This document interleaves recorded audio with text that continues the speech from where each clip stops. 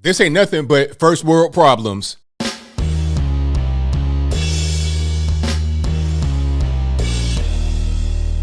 How's everybody doing? My name is Anthony Brian Logan, and today I bring you an update on the Arizona State University quote-unquote Multicultural Center incident. I did a video a few weeks back about this where it was two young ladies. I'm not really sure what race they are, but for now, I digress. They approached two young white men in the Multicultural Center. And the reason why they approached them was because they did not want them to be there for a couple of reasons that I can assume. The first one is that they're white, obviously. Straight white men, that's like being Satan himself walking planet Earth. That is the ultimate sin right there, first of all. But second of all, they appear to be conservative. They had on like pro-police stuff and they had a Chick-fil-A cup. I mean, the horror, right? So there was a lot of hostility, a lot of anger toward these young men. And of course, they filmed it. The women filmed it. They put it online. It went viral. And I think the opposite of what they thought would happen happened. People turned against them. They didn't like what they did. They were harassing these young men for no other reason other than their race and their physical appearance. Now, there was an investigation launched by ASU, and the young ladies got found guilty. Now, this ain't like they're about to go to the penitentiary or even some kind of expulsion. Wait till you hear what the actual punishment is and why they are making a new video complaining about it. Now, before I go any further, let's jump straight into the video. I'll watch some of it with you. It's like a 10-minute response video they did. We're not going to watch the entire thing. If you want to see the entire thing, I'll link to that in the description box below. But let's go ahead and jump straight in here. This is going to be on the Instagram page. And again, this video will be in the description box below. But let's check it out right now together. On September 23rd, hateful and racist symbology invaded our Multicultural Center on ASU's Tempe campus and made the center unsafe for BIPOC students who were trying to study. Now, if you don't know what BIPOC means, that's BIPOC. That's Black, Indigenous, People of Color.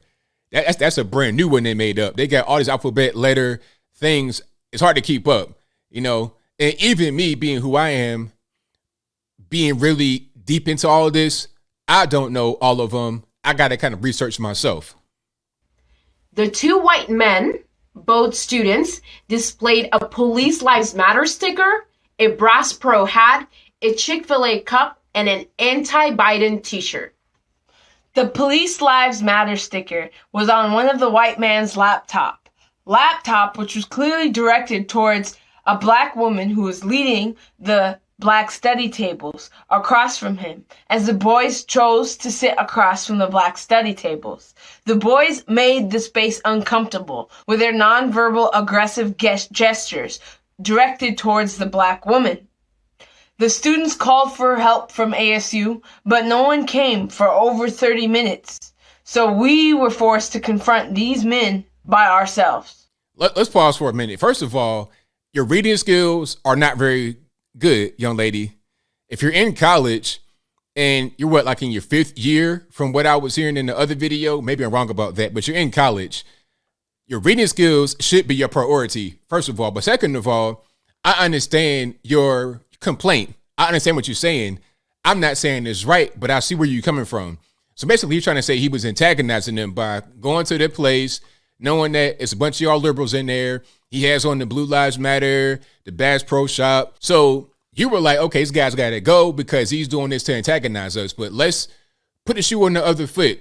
What if you have a black person with Black Lives Matter hoodie, t-shirt, beanie, a tub of that Ben & Jerry's with Colin Kaepernick on the front, a Colin Kaepernick jersey, shoes, whatever. He's decked out head to toe in Black Lives Matter, anti-Trump stuff, F Trump. What if he goes to the Conservative Student Union and just posts up right in front of their table? And then let's say this particular campus has all white students in the Conservative Student Union, and they approach this black person talking about, hey, you got to leave because you're antagonizing us. What would that be? You would say it was racist, right? It'd be 100% racism, and it wouldn't be any kind of, oh, I understand, I see your viewpoint. So if it's good one way, it's got to be good all the other ways. As long as they ain't saying nothing to y'all and minding this business, Leave him alone. After this incident, we received thousands of rape, death, and lynching threats on our personal Instagram, Facebook, Twitter, and email accounts. Now, you can't be threatening nobody. I'm going to say right away, I denounce anybody threatening anybody. Don't do that. Don't be harassing them the same way they harassed a young man. That's not how we go about doing things. It's been more than 2 months since the incident, and Zara and I received these threats every single day. ASU was aware of how we were getting doxxed and suffering psychological and emotional violence by white supremacists from across the country. But didn't y'all dox the young man that was in the actual Multicultural Center? Or maybe I'm wrong about that. Y'all let me know if I'm correct in the description box. Well, in the comments below, pardon me.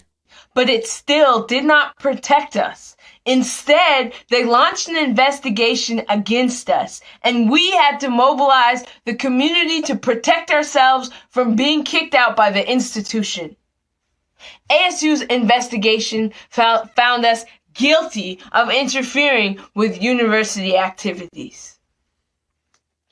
Dear white people, aka ASU, you openly discriminated against us on November 16th when you handed down your decision from your racially biased investigation. We are being persecuted for defending our multicultural center from racism and sexism.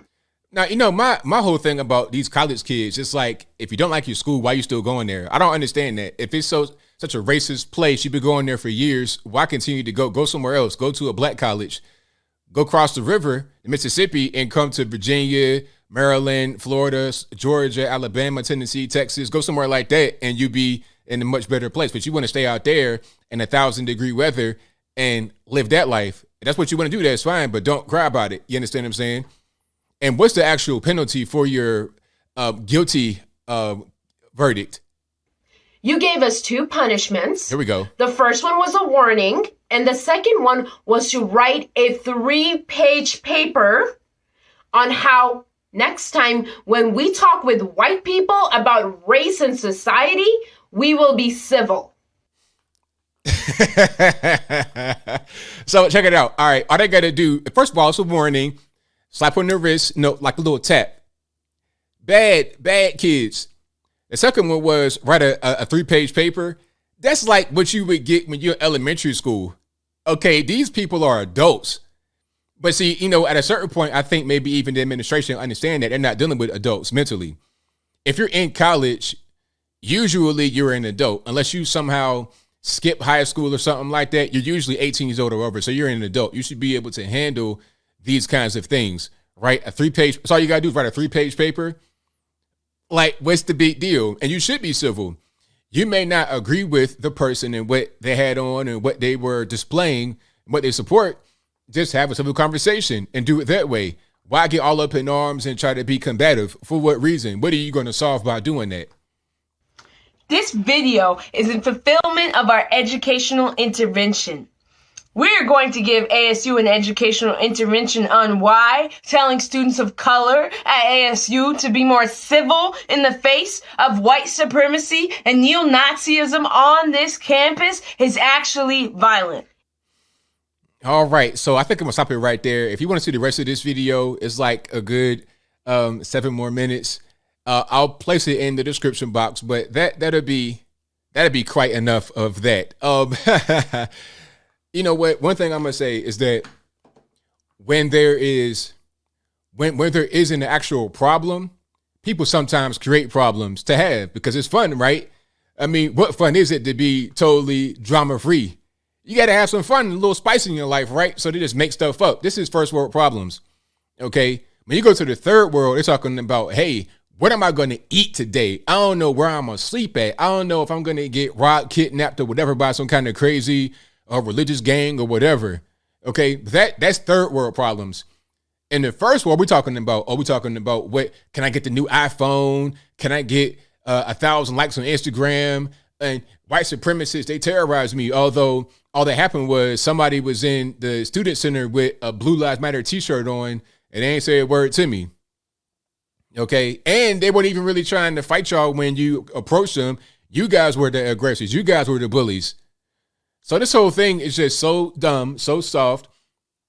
And I fear for the youngins out here that are soft like this, that don't even understand how to really behave, because the world outside of your college campus, outside of your mommy and daddy's basement, the world is crazy. The world's going to treat you really, really bad. You're not going to be ready for it. You're going to want to break down in the pool of tears when you see what the world has for you. So hopefully you guys don't get on no medication to try and cope with reality. Reality needs to be dealt with right now. You getting slaps on the wrist from the college.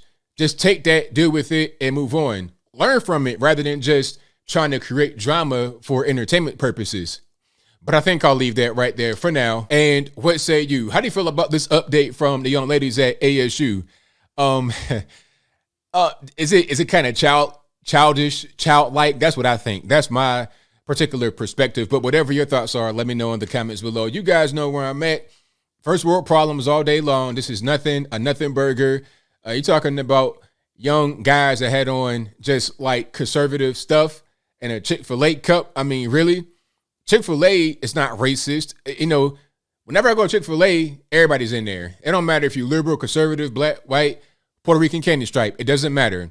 You guys got to stop being in this weird echo chamber that has you as a victim, trying to be some kind of social activist like Colin Kaepernick or AOC or somebody like that. That's the whole thing, because in the latter part of the video, they were showing clips of themselves out there in front of lecterns and whatnot, protesting or delivering the speech for social justice.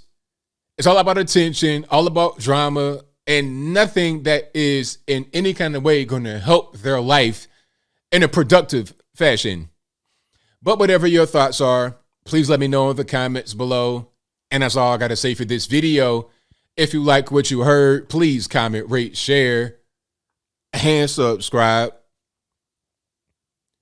Peace.